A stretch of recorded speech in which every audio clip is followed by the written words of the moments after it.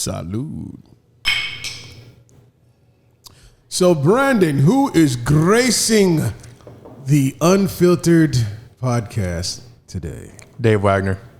Dave Wagner. Greetings. The man, the myth, the legend. I can truly say this, dude. Like, you remind me of, have you ever seen this old school movie called Romancing the Stone with Michael Douglas? Absolutely. When I first met him and like found out all the shit that he did, you were like Michael Douglas waiting to get on that yacht. You walked. Kathleen Turner was going to walk in any minute. Like, that's my Michael Douglas, y'all. Man, I thought he was like War Dogs to me. It's a combination of all of it. War Dogs is even doper. But he just has the Michael Douglas swag. Old boy from War Dogs was fat. Who do you think you are? Because you just said you could be a radio DJ. Yeah, growing up, I had always drawn the comparison, looks-wise, maybe a little bit of attitude as well, to two people. One being Kevin Bacon, because when I was much younger, I had the same kind of hair style, and looks-wise were very similar. And as I got older, I was more James Spader. I can see James Spader. Yeah. Mm-hmm. Even your demeanor and the way you... Yeah. Now, as soon as you started talking, I can see that. Mm-hmm.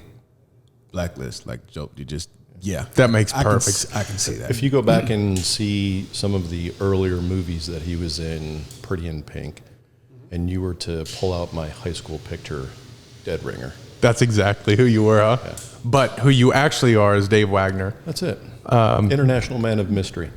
Yes. For real. That's no bullshit. Last week, or a couple weeks ago, I sat here with a couple lawyers. And it made me feel distinguished and made me feel like, I wasn't in trouble. My life was going the right direction.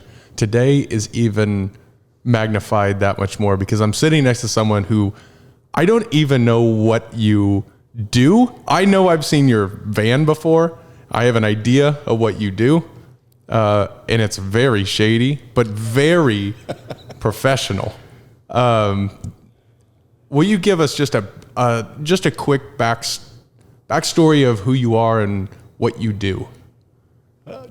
The quick overview is, I would say I'm a gun dealer, but I don't think that's a very good reflection of what it is I do. Yes, I deal in guns, but my main thing is I'm a gun importer. I started as a gun dealer. 2014, made a trip over to Germany. My son was going to college there in Berlin, and I came back to the States with my wife. I used to live there. Go ahead. Yeah, absolutely. Great city. And my son actually wants to go back. He's looking for a way to parlay himself back professionally into where he spent his freshman year in college. But when I got home from that trip, we were doing at the time a lot of business with Sig Sauer USA. On the consumer side, a little bit of police department stuff, but not more of an individual officer, not department sales. Most of the department sales that we were doing were with Heckler & Koch. We had tried to do law enforcement business with Sig Sauer, but they had an exclusive with another outfit here in town, and their exclusive was the entire Arklatex. So there was just no cracking that nut. So we went out, reached out to another company in H&K, and they said, yeah, sure, we like what you're doing. You've proven yourself on the individual side, selling to individual officers. We'll give you a contract. So we started with that, and when I got back from Germany, I reached out to my representative at Sig Sauer USA, and I said, hey, how do I do business with Sig Germany? And he said, it's not going to happen. He said, basically the end user certificates that are needed by the German government are a lot of work. And basically, the German government really doesn't like exporting guns. So they try to make it as difficult as possible. And at that moment, he said, look, again, this is 2014, 15. He said, SIG USA isn't even importing our sister company guns from Germany. It's just gotten so hard.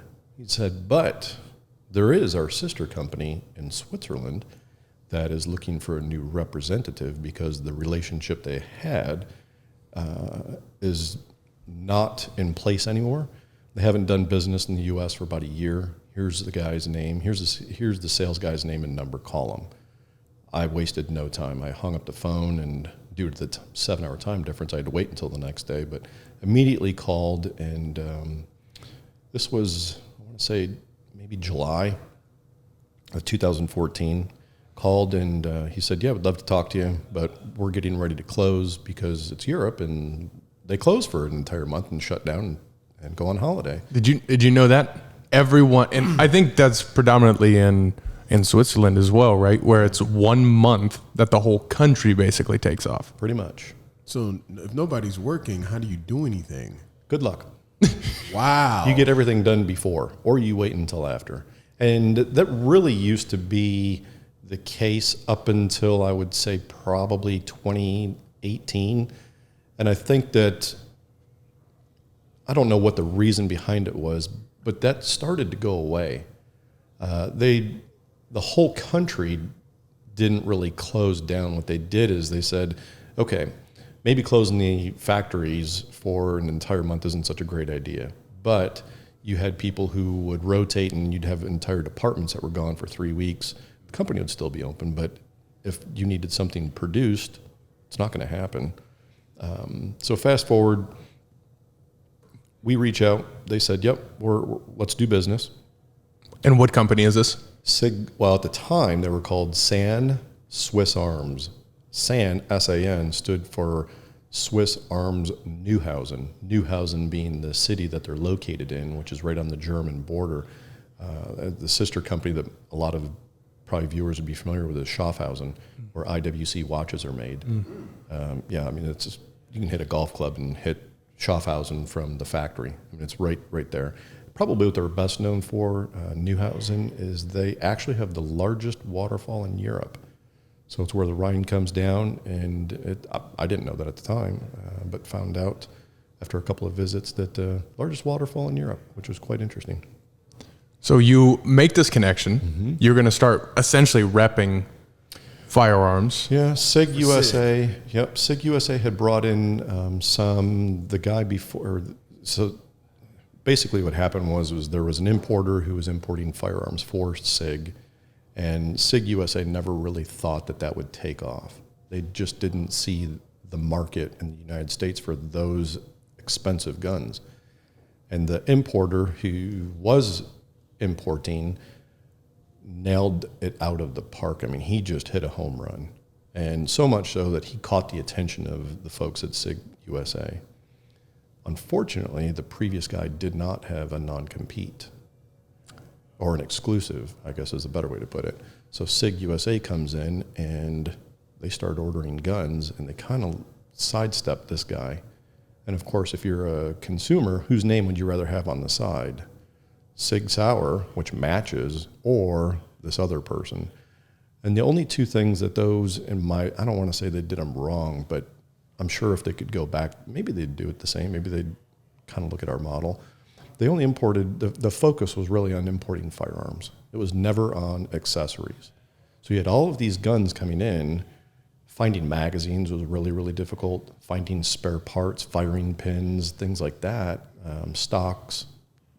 It was really hard to find those items because they were so focused on firearms. So the first year that we did business with them, we did not import one firearm. So where do you fit into the piece of the puzzle then? So after this other dealer got upset because of Sig Sauer came in, it was about a year. No one was importing anything. I reach out to them purely timing wise. And I didn't really know the full extent of the backstory of what had happened previously. And I just came in and said, hey, look, we'd love to do business. And I said, but if I'm going to put my effort and time into this, I want an exclusive. And they were like, well, let's think about it. So they came back and said, we'll give you 1 year. So for the first year, all we did was just import the accessories that the other two previously didn't import. And after a year, I went back and things were great. Did over $1 million in sales just in accessories. And came back to them and I was like, okay, we want to start importing firearms. But before we do that, I want to revisit this exclusive. I want a 3-year exclusive. And verbally, they gave it to me. But I said, I don't want a verbal commitment. I need it in writing. And what that meant was that they had to go to the owner of the group, because Sand Swiss Arms is part of Sig Sauer USA, Sig Sauer Germany. There's another gun company called Mauser and another company called Blauser, and all of them in Germany. And there's two people who own that whole conglomerate. The name of their little group. Imagine those guys. Yeah, their little group is called L&O Group, and basically it's two guys who are not previously into the firearms business. They were just big time hunters. They made all of their money in textiles, so they wanted to buy one of the sister companies, Blauser, because that was their hunting rifle. And the group that owned SIG at the time said, you have to buy all of it or buy none of it. And at the time, this was early 2001, 2002, somewhere in that neighborhood. Everything, it's not like it is now. It's not like it's been over the last few years where guns are so prevalent and sales are through the roof. It wasn't like that back then. So they bought the company very, very well. And basically what they did is they had to sign off on giving me the exclusive. And my sales numbers were pretty convincing that it didn't take long before they came back and said, let's give this guy a 3-year deal. So we went through that 3 years, and when that expired, I came back to them and said, I want a 5-year deal. And at that point, they were like, we would love to, but we don't give a 5-year deal to anybody. We'll continue the 3 years, and between all of the parties, we'll continue. There's no reason to disband the relationship. But at the end of the day, we don't give a 5-year deal to anybody. But if you don't ask, you don't know. That's actually a good thing for business owners as well. I think one thing from a small business owner perspective is how adept they are to just get working on something to get working without having ink dry. And being Nebraskans, we know if you can't trust somebody on a handshake, you can't trust them in business. And I've been bit by that a couple times. But what's your mindset? What's your thought process to have something? It seems like you're rocking the boat a little bit as you go 1 year, 3 year, 3 year. Okay, I want more, 5 years. And they come back with that. What's your approach then? Hearing them say that they don't give a 5-year to anyone gave me a little dose of reality that no matter how good you're doing, there's just certain limitations to what management is ever going to do. So we're happy with 3 year, as long as we don't screw this up, which we haven't. The federal government looks like they might screw this up for us with maybe some possible new laws, but that's totally out of my control, and they understand that. I had a conversation with them over the last 2 weeks and said, look, if the laws do change, we won't be able to import what we import now as far as complete firearms, but this does not mean that we won't continue importing the accessories. And in no way, shape, or form do I want this to jeopardize our exclusive. Can you still sell them if they're already in the States? If they're in the States, yes. You can sell them. So is there going to be like a big bum rush to kind of stock up? This has got to be great business time for you, though. When they start saying they're taking it away and that rhetoric goes through, like they're taking away, that has to be the best time. Yeah. Either then or right after. And I don't mean to make light of it, but after a mass shooting, right? Gun ranges are full the days after something happens. Prior to all of this, probably the single largest bump in firearms sales, and I use that generally, complete firearms, ammo, magazines, was after the school shooting in Sandy Hook. When that happened, everything just changed like never before. Everyone was buying whatever they could find, for the most part, tactical style. So handguns, ARs especially. No more shotguns, no more. They weren't really selling much in the way of shotguns. It was all the tactical stuff, as some people refer to it as. That answers the question I was going to actually pose. I understand the things that happened, but when a person who's never even talked about an AR-15, never done anything, and now all of a sudden, I got to get an AR, it's like some of the people you see are just doing it because it's tactical. It's just that thing to do. And those are the people like that is tactical if I've ever seen one. This guy's rolling in with an SD DuPont.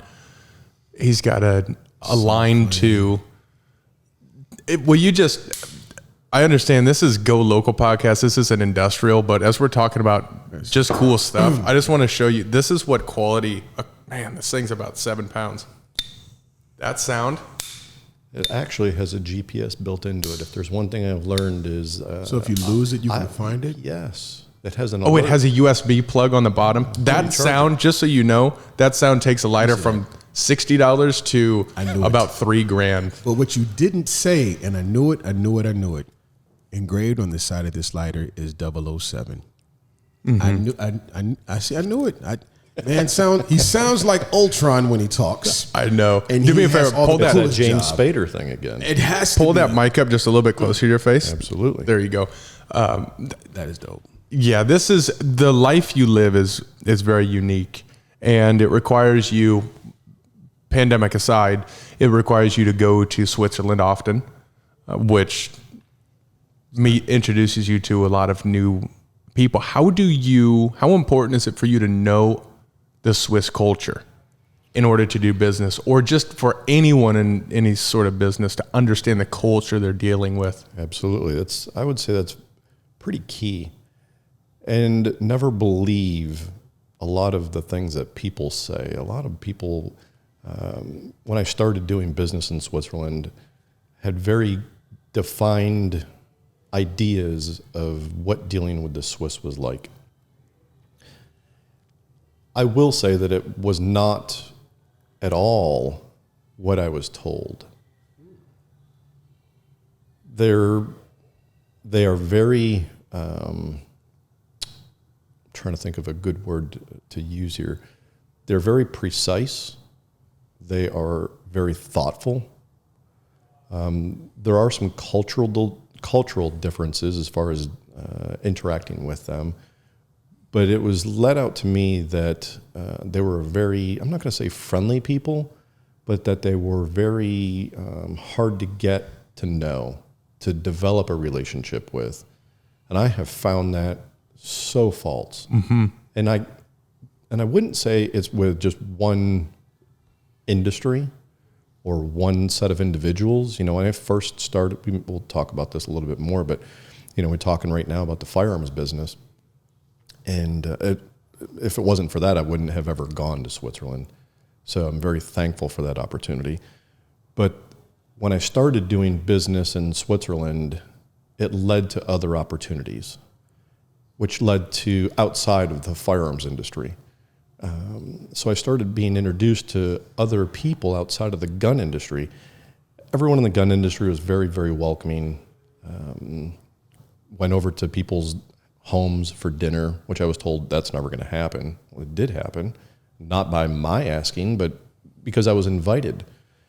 And I was just told beforehand that they're very closed people. They're very hard as far as relationships go, and I just didn't find that at all. It seems like they're the most American non-Americans there are. Yeah, that's a great way of putting it. I've dealt with people in the liquor business there. It's kind of funny. My family always picks on me saying, "You've never met a stranger." You know everybody, and it's kind of funny because one individual I was talking to in Switzerland, he's lived there all of his life. He's a business owner, very, very successful. He has the largest Scotch collection in the world. And he sat down. In the world. He sat down with me one day and he's like, "Dave, how do you meet and know so many people in Switzerland?" He was like, "I've lived here all my life, and yes, I know people." He's like, "But you just seem to get along with everyone." And I said, as long as you take an interest in people and their stories, and I think we have that in common. This is the whole thing of this podcast. I'm interested in your story. What is it you do, and how did you get to where you're at? Because when you listen to that, there may be something in there that you can pick up and apply to yourself and your own business. Well, here's the thing I don't get. I got to be honest. You run into certain people where you go, how do you manufacture time? Because some people like Daniel Himmel are guys that they do everything, but then they always seem to have time for a cigar. I put you in that same category, and based on what you're saying, that's where it gets funky for me, because you're a quiet guy. You pretty much, you come in and you mind your own. You'll have a conversation or two, but everybody knows you. I never seen you talk to a single human being, but everyone knows you. What is the art? What is your approach to becoming friends and creating relationships to everyone, where they are all excited to say, the amount of time your name gets dropped is unbelievable. How do you do that? What's your approach to creating those relationships? There's a distinction. So when I come here, this is my downtime. I turn it off. So that's why I don't really interact with a lot of the other people. And when I'm here, I'm doing one of two things. I'm either working and I have my laptop open and I'm doing work from earlier in the day that I just wasn't able to get done, or it is a total unplug. I don't want to talk to anyone. I don't want to be on my phone. I don't want to be on a computer. Just you and your cigar. That's it. I just want and need. It's not just that I want, it's that I need downtime. And how I even got into cigars is an interesting story, and it's really kind of developed over the years that, I started smoking cigars in 1989 and have been smoking them ever since. And before this life, I was actually in the insurance industry for 28, almost 29 years, and finally made the break out of that. And the whole cigar, when I was in the insurance industry, it's not work if you enjoy what you do. So what is it that I like? I like cigars. So what is it that what do you think I insured? I went after insured cigar stores, cigar shops, restaurants, white table fine dining. And if it was never really appealing to me, I didn't really want to invest the time about learning all of the nuances of the coverages that they need. I could, when I first got in the business, you had to make a living. And it's the same thing when I started my own business. You really don't have a lot of options, because at the end of the day, you have to put food on the table. Mm-hmm. But as the businesses grow, you can be more selective as far as your customers go, what it is that interests you, and kind of the direction of the way that the business goes. We talked a little bit earlier about, future import, firearms legislation changing. I kind of saw the handwriting on the wall a couple of years ago. So back in 2019, and there was a couple of reasons why I did this. Number one, I knew that at some point gun legislation for what I was doing was coming. It was just a matter of time. And I looked at it that I was on borrowed time. Mm-hmm. And then secondly, I love single malt Scotch. So it goes back to, if what you're doing you enjoy, you still have to, I'm not going to say you have to punch a time clock, but there's a lot more enjoyment to being able to do it on a daily basis. The funny thing is we talk about, the firearms, and I've been in the firearms industry. If people knew how much time I spent at a gun range, they would be shocked. It was like when I first joined the country club. I joined the country club and then figured, I was playing a lot of golf. Joined the country club, what happens? I'm never there. Mm-hmm. I'm there once a month. And it's kind of like, well, it was the same thing with the firearms industry. I used to go to the gun range a lot more often, but work happens, you get busy, and now all of a sudden I don't have time to shoot. I think it makes perfect sense as well, because when you make your passion your work, we see this here. And I see it with Nate too, because Nathan, my younger brother, he doesn't come and hang up at the shop. I said, why aren't you here? You need to come up here. Don't disconnect and be at the house. Don't do this. I said, yeah, but I'm on the clock for 72 hours a week. And I need to have my lounge. I like running other people's lounges, and I love the shop, but he has to have that disconnection. And that's what I notice is, thankfully, we do what we do here with Go Local and with Industrial, where we can sit on a computer and work up here. But it makes perfect sense. And that's something for a business owner that's getting into their passion. Don't expect, if you love golf and you want to become a golf pro, if you want to do these things, don't expect that that's going to give you more time in it. It's just going to give you a different view of it. Absolutely. It's funny that people say, well, you're into alcohol, you're into firearms. So when are you going to do tobacco? When are you going to get into the cigar business? And I was like, I draw the line, because it goes back to, this is my outlet. So you don't want to make your oasis a job. Correct. Don't spoil the moment by now creating another. Yeah, it's kind of like if I'm already doing alcohol, I'm already doing firearms, and now all of a sudden I do tobacco. What's my new outlet? You want to pick up knitting. Yeah. Crochet. Well, don't worry, because you'll be in tobacco for about 3 months and go, how do you make money in this thing? Because this is the least profitable business that I'm in. I learned that last night. Yeah. So as everything sits in where you are, and not to forecast it, because I always believe that as an entrepreneur, it's ebb and flow. Mm-hmm. There's nothing never set in stone, and you grow and you increase, and you see that. Have you seen, like, I love the way you say you started off in accessories, then you went to the actual firearms. Excuse me. Is there another part of the game that we're not seeing, that we're missing? Is there something else? There's always something new. There's always something. I mean, you have a gun, you have ammunition. I mean, so what else is there with legislation and all the other stuff like that? How do you start to prepare to kind of To hedge. Yeah, exactly. For a regular gun dealer, I think it's going to be very, very challenging. Like I said, yes, I deal in firearms, but yes, I'm a gun dealer, but I'm not a gun dealer in the traditional sense. So it goes back to when we got contracted with Heckler & Koch, or H&K, we started doing business with law enforcement and military. So for me, it's an easy transition that if the import laws change, we roll back to something that's familiar. Mm. Police departments, the U.S. military is always going to need firearms. They're always going to need ammunition. They're always going to need the things that those departments need to secure the safety for the general population. How do you market a niche product and service like that? How do you, let's say right now you're forward facing, you know, you have a fallback. I would imagine they put RFQs out and you can try to fulfill those. Mm-hmm.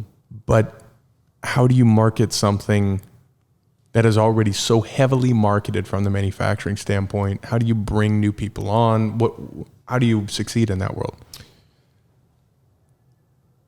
A lot of the time, departments are very married to a brand.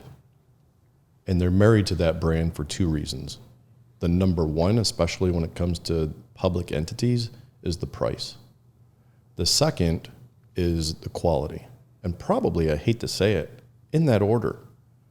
So, but H&K those are expensive. They are.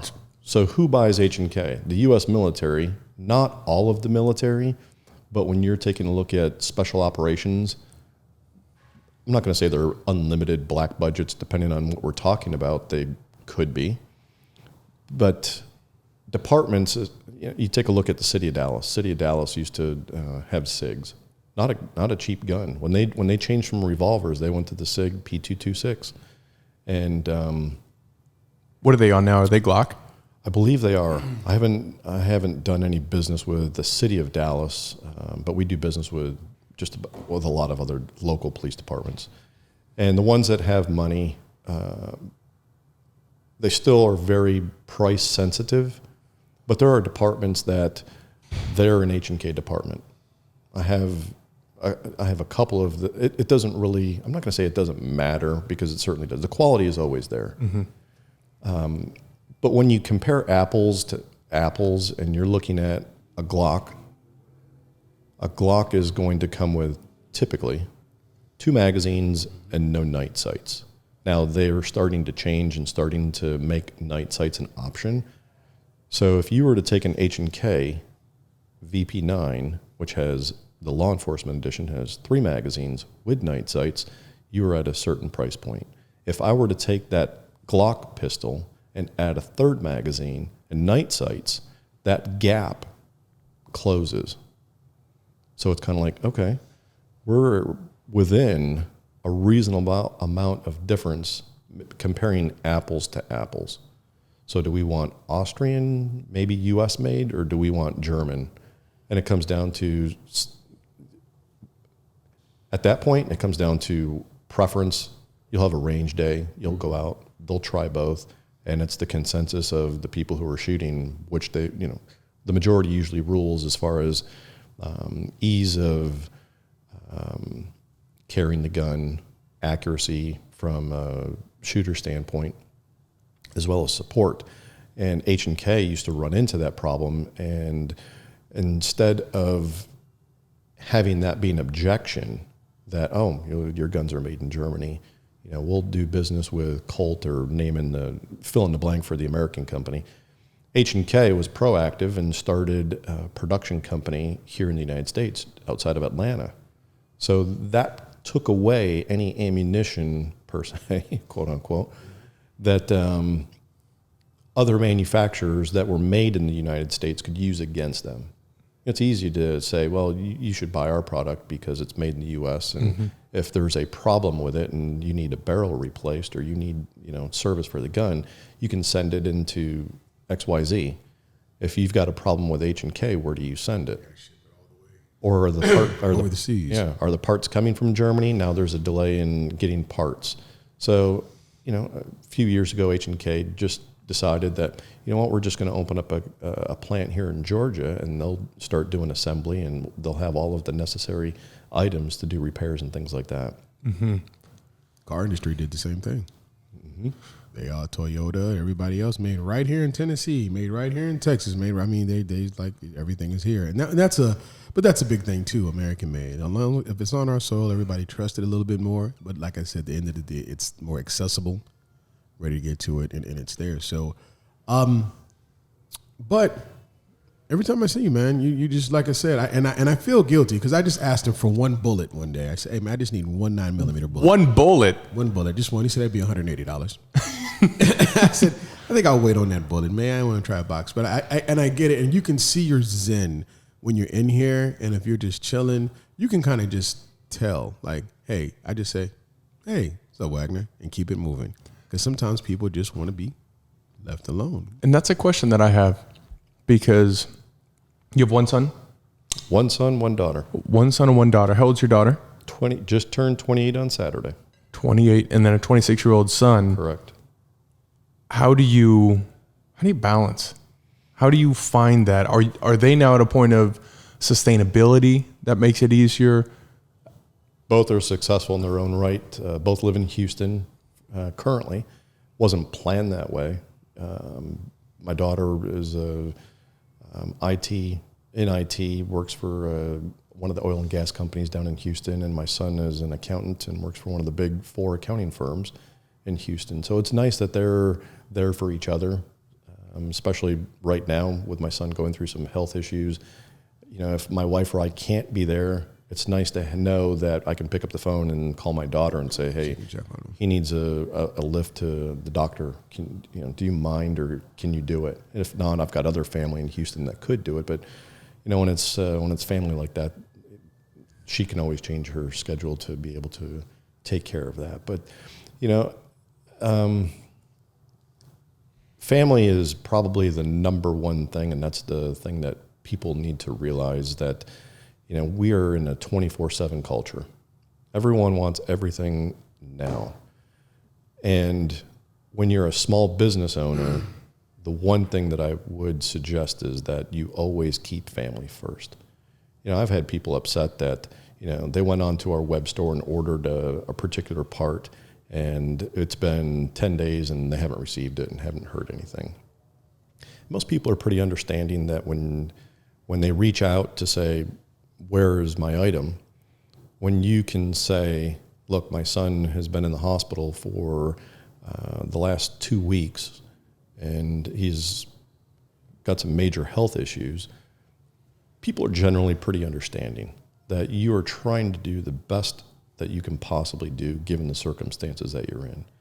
And that's the one thing that I think that I have probably learned through this experience is, before you are faced with a crisis, you have an expectation that you're going to get something. I'm guilty of the 24/7 myself. When I order something on Amazon, I expect it, within the next 24 to 48 hours.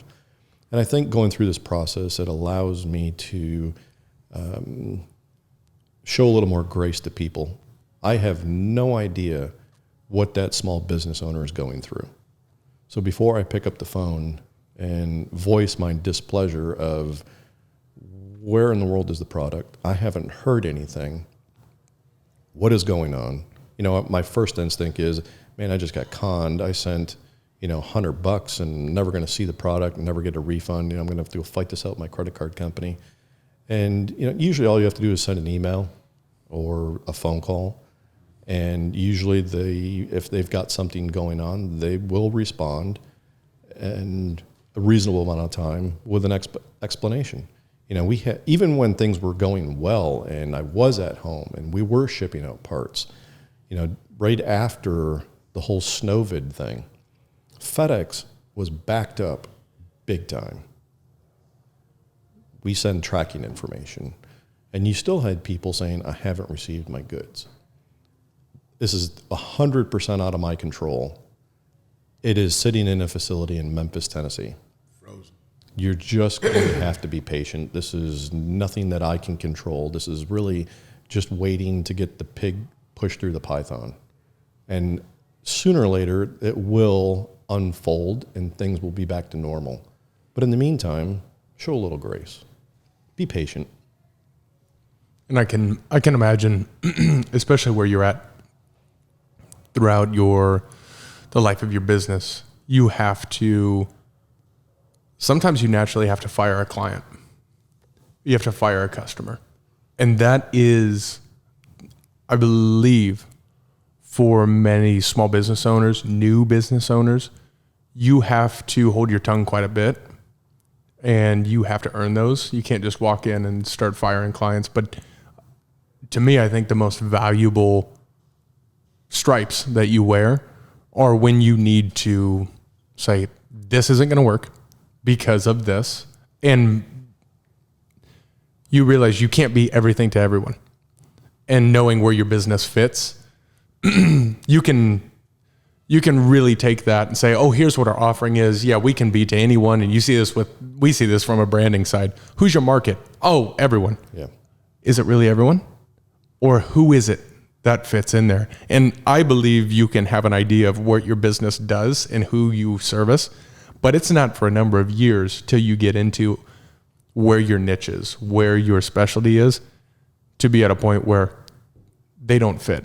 They don't fit because of this.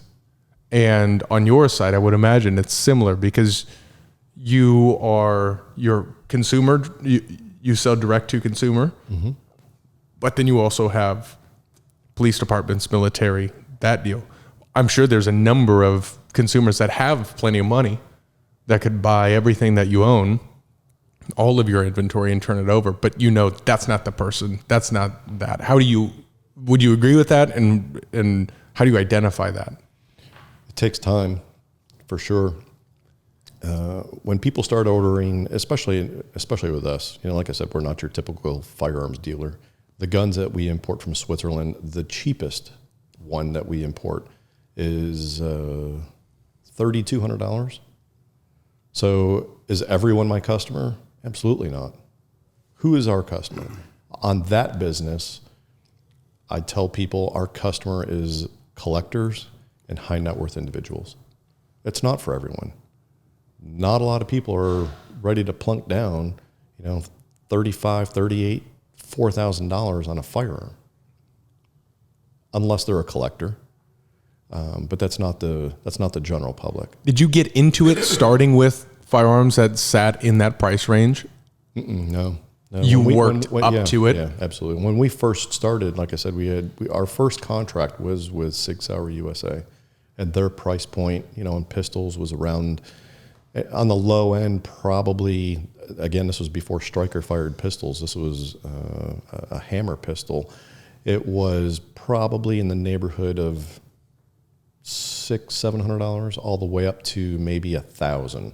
The rifles started at around $800, went to about $1,200-$1,300. Some of their sniper DMR rifles approached $2,000, but nothing broached over $2,000.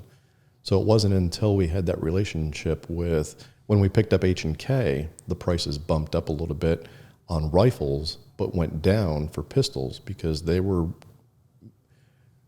had both a hammer fire or a hammer strike and a Firing pin? the striker fired pistol. And when you have striker fired, you don't have as many moving parts. It's just a different manufacturing process that brings the cost of manufacturing down. So now we had that price point of the 600 to 650 range, and we covered all of those aspects. The rifles are some of the best made for H&K, very high demand. But again, you're talking their AR is $2,200 right now. Again, not your average consumer. Your average consumer is looking for that $800 or $600 AR, which right now those don't exist. Mm-hmm. But it's kind of funny because in business, I've always been a big believer of how can you make yourself different from your competitors. And even when I was in the insurance industry, I looked for those businesses or those things to ensure that not everyone else was chasing. Volunteer fire departments. I was living in Pittsburgh, Pennsylvania at the time. And Allegheny County, where Pittsburgh is, has the most volunteer fire departments in the country. In that one county, there's over 200 volunteer fire departments. And then you have the city of Pittsburgh, which was the only paid department. It would be like Frisco would have you look at, to make the analogy, Dallas would be the only paid department. All of the other neighboring towns would all be volunteer. That's the way the city of Pittsburgh is. So you have other areas, Oakmont, West Mifflin, all of these other areas around or suburbs of Pittsburgh are all volunteer fire departments. They're not paid. So a lot of people weren't chasing that market for whatever reason. So, and I was working for a company that sold a supplemental workers' comp policy specifically to the volunteer fire departments. So I had a piggyback that they were coming in writing a benefit policy, and I would go in and I would write the property and casualty. And at one time, this was many years ago, I was actually the single largest writer of volunteer fire departments in the country. We had over probably 500 volunteer fire departments, one person, me, that I used to insure. And I carried that on going forward. When I started my own business, it was actually we started as a private investigation company back in 2000. Oh my gosh, how long ago was it? 2007. And like I said, first time you open the door, you have to do whatever it takes to pay the bills. But as the business grew and relationships from the insurance industry kind of bled over to the private investigation, we started doing some work comp fraud, some fraud investigation for insurance companies. It led to working with police departments, people who typically are committing insurance fraud are typically wanted for other things, come to find out. So we started working with other police departments, Frisco, Plano, Addison, and developed a relationship with these folks. And that's what led into the relationships that we could actually go to them. And they're the ones who said, we get talking about firearms and find out that there's one show in town for just police departments. It's kind of like, well, why is that? Competition's a great thing to be able to have a choice, especially on something like that, from a company that multiple locations across the United States. So that's when I picked up the phone, made a few phone calls, what's involved with getting an FFL, Federal Firearms License, and decided to get into it, and then worked those relationships to start selling to departments. And it was one of those things that, for whatever reason, the competitor that I was going against never really went after trade-ins. I had no problems with trade-ins. So if a department wanted to trade in 25 of their handguns to a new H&K pistol, we would take those trade-ins, refurb them, sell them back to individuals or to other departments that maybe didn't have a big budget that could only afford a pre-owned gun.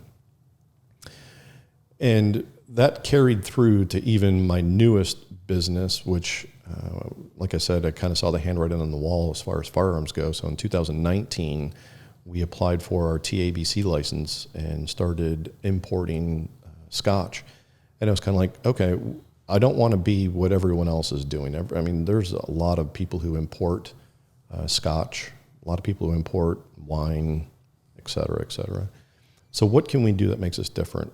And our outlook was, why not import cask strength only? So as a distributor, we are the only ones that I'm aware of in the United States that only import cask strength. So now when you're talking to a box store or a mom and pop store and they have a market, maybe they're starting to see an increase of people buying Scotch, and you have educated consumers that are coming in looking for cask strength, the little light bulb goes off saying, hey, there's an importer that all they do is import single malt Scotch, cask strength.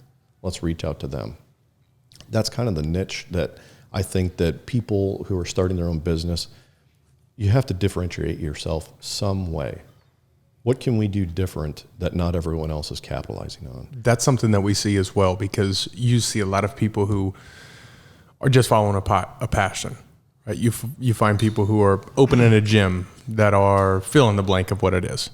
And if you build it, they will come mentality. And to a certain extent, that's probably right. But the question is, what is our point of difference? And I think that is a question that should be as a part of 1A and 1B, which is, what are we going to do? What are we going to do? Who are we going to be? And what is our main difference amongst the market? Because if you don't know how to tailor your service, your experience, your journey, your branding, your messaging, your everything around that, it really, you fall flat, right? And we see this here with industrial, we see with Go Local Group, we just see the experience, if it is not a different experience, then they can get it anywhere else. Mm-hmm. And then if you can get the same experience everywhere else, then I'm just going to go for the least price, the lowest price on what that is.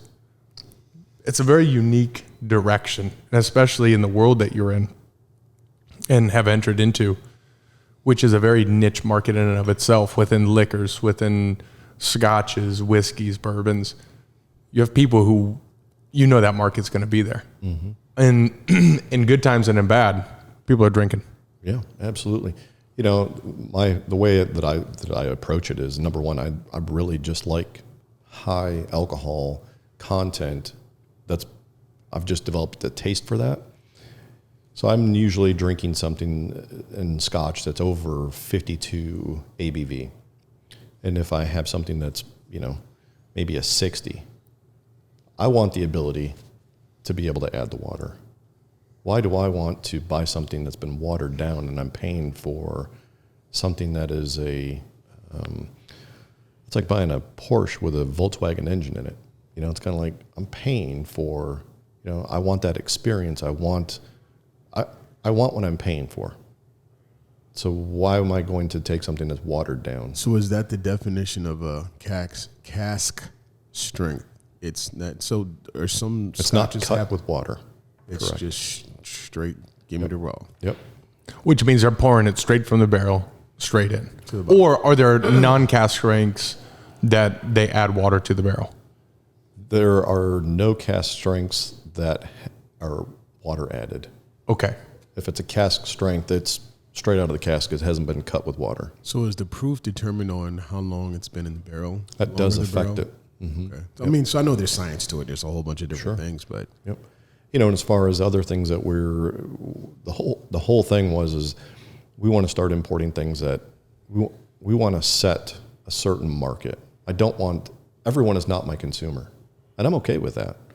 I'm not a high volume guy. I don't want to be a high volume guy, but I want people to, when it comes to the firearms, if you're buying a Swiss firearm, if you're in the know, you call me. because either we carry it and we have an exclusive, or we carry it, maybe we don't have an exclusive, or I know where to go in Switzerland to get what it is that you're looking for, as long as it can be imported. It's the same thing, the same mentality with the alcohol business. You know, we started importing Scotch, and it wasn't one of these things that goes back to the relationships. You know, there's a lot of people who buy barrels without tasting them. It's kind of like, oh, well, XY, Glenmorangie, they've got a barrel for sale. And it's Glenmo, so I'll buy it. I do not operate that way. I want to taste it. I want to be able to approve it. So I never buy anything sight unseen. And when we transition over to wine, a lot of people don't realize, because there's never been a real influx. You have to remember the country of Switzerland, the total population for the entire country, 7 million people. Less than Dallas. Dallas. Yeah. The entire country. They only export 3% of their total production of wine. The rest they drink. The rest they drink. Wow. And when I'm saying 3%, that's not 3% to the United States. That's 3% total. World. Wow. So a lot of people don't know about Swiss wine. They're like, we didn't even know that Switzerland made wine. Mm-hmm. They do, and it's really, really good.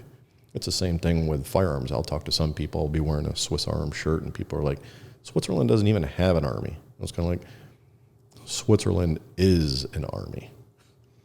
Every single male has to go through mandatory military service. Once they graduate out of the military, I'll call it graduate out of the military. Once they're done with their military service, it's permanent reserve. You are assigned your firearm. You take it home. The government gives you 2 boxes of ammunition, and you're required to go to the range once a year. It's no joke. That's one reason why, going back to history, why during World War II, Hitler never invaded Switzerland. Number one, try crossing over the Swiss Alps. That's a good point. Yeah. Number two, every household has a firearm. And every household has a bunker. It's required by Swiss law that every residence in the country of Switzerland has a bunker. So you go to individuals' houses, and in their basement, it's a full-blown bunker with a bomb blast-proof door. And if you decide not to have that, then you pay a tax for not having that. Wow. So imagine the look on the idiot's face that decides to invade Switzerland and not knowing what's happening. They're not going to make it. One phone call and the whole entire country shows up ready to ride. That would be crazy.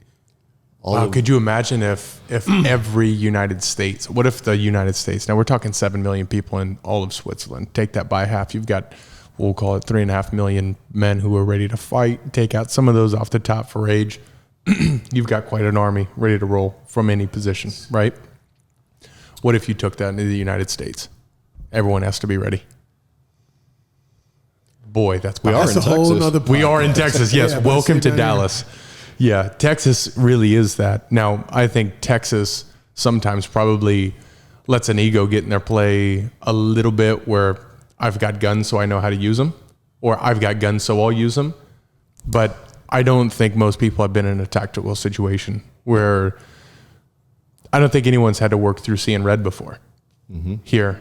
Fortunately, because everyone has guns and most people are nice to each other. Everybody's ready to shoot until they hear a real bullet go by your ear, and y'all watching too many movies. It's completely. I've heard real bullets go past my ears, and then that's to see. It was a dream, but people think all this stuff you see in movie and bullets. You know, you're running, you never get hit by a bullet, but for you to see a opposing helicopter mounted with cannons on it, and you're sitting there, and there's nothing you can do. I don't care how far you run, how far, whatever.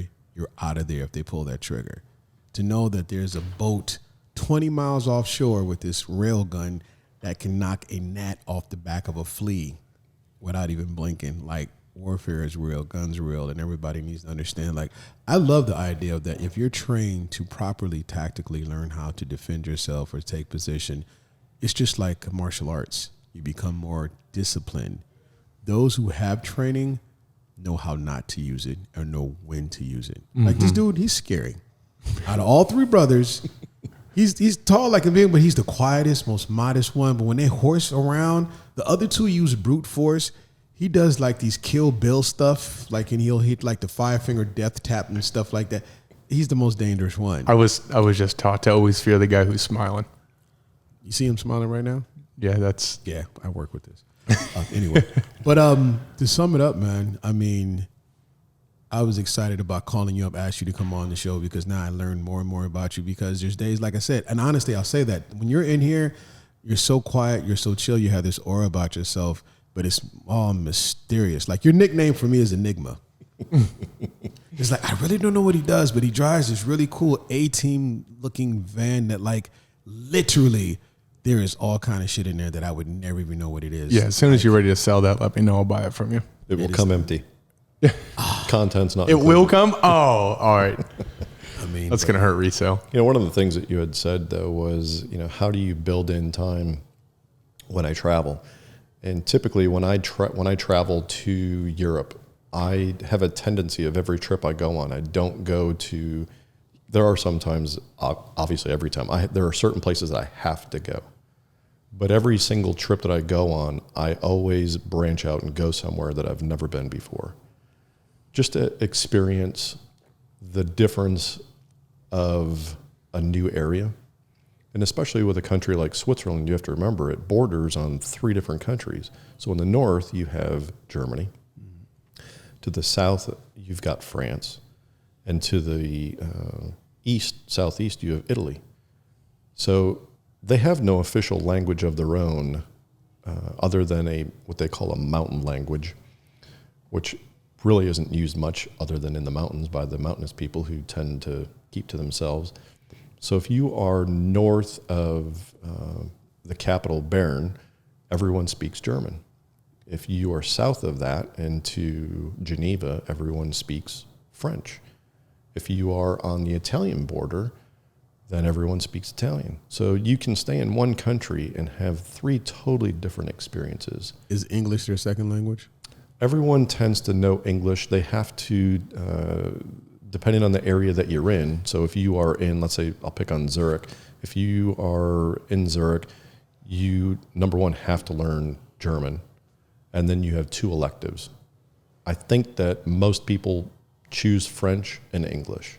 And it would be the same thing for those people who are growing up in the Geneva area. They're learning French. Their secondary would be German and English as well. So there's really no language barrier that I have run into. The only area that I haven't been to as of yet is the Italian side, which the next time I go over, it's called Ticino, and I'll go in that direction. But you know, typically I always build a couple of days in, either on the front end or the back end of a trip, to go to these areas that I haven't been to before, for a couple of reasons. Number one, are there any business opportunities there? Is there someone in this area that is looking at doing business in the United States that isn't currently doing it because they haven't had the opportunity? And it's finding those types of opportunities. So when I go, I am not the same person that is sitting over there trying to keep to myself because I'm trying to unwind. I am always in work mode and looking for opportunities. And the opportunities have been phenomenal. I've been very, very blessed in that regard that I've heard someone in here say it, and I don't remember who it was, called it the Great Equalizer. Oh, that's the slogan. You've heard all of us say it. That is. I was sitting in a very, I guess you'd call it an elite cigar bar in Geneva called the Leopard Lounge. Very swank, have a dress code. I wasn't wearing the appropriate clothes the first time to get in, and I learned my lesson when I went back the second time. And I was there with a friend who decided to travel over to Switzerland. He had never been before, and I said, you know, hey, I'm going over on this time. If you want to go with me, perfect. And we did. So we go into this cigar lounge, and there's a full bar. You walk in, and off to the right, there's a little cigar area, and it's very nice, leather seats, you could just tell money. We're in Geneva after all.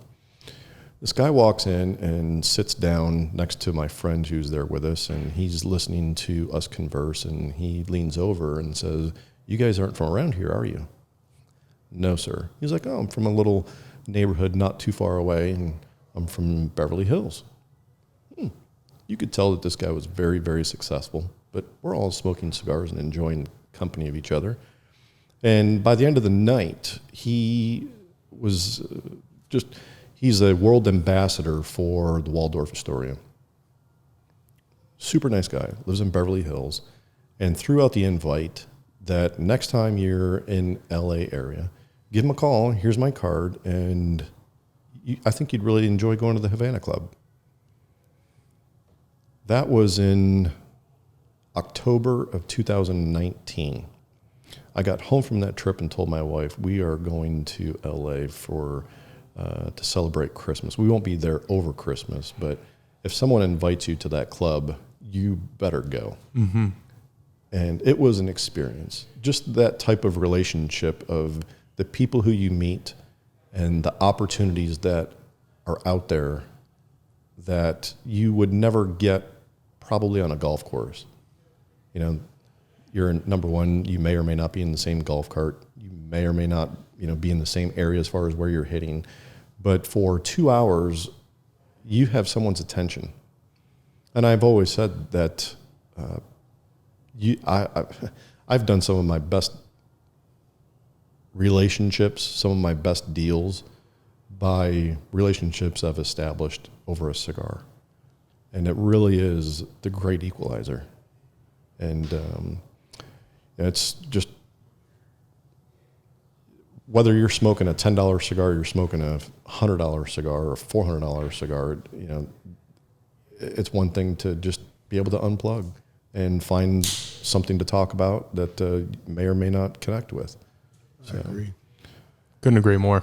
So with that, smoke cigars, drink scotch, enjoy the people you're around, disconnect, balance, and stay armed.